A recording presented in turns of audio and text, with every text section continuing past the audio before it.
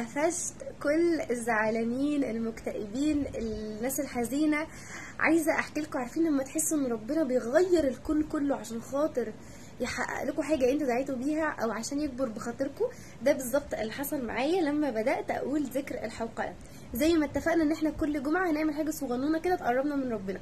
فالنهارده انا حكيت لكم قصه، قصتي انا مع فضل الحوقله، وازاي ربنا خلاني اشتغل واحقق كتير قوي من احلامي واحقق حاجات كتير واخرج من الزعل والاكتئاب للفرح وحاجات حلوه بسبب لا حول ولا قوه الا بالله. فالفيديو النهارده هينزل الساعه 5 على القناه، هتلاقوه اول ما ينزل جنب المثلث تحت الفيديو ده على طول.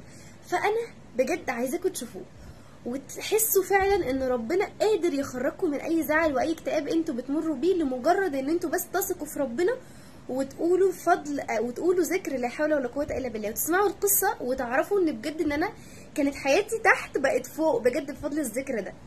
فما تنسوش تشتركوا، تعملوا لايك للفيديو ده عشان اول ما ينزل الفيديو تشوفوه على طول، والاشتراك بقى عشان اول لما الفيديو ينزل يجيلكوا على طول ان هو نزل. تعملوا شير عشان تاخدوا معايا الثواب ده. وبس كده، انا بحبكم جدا جدا جدا جدا جدا جدا، عشان كده حكيت لكم قصتي. باي.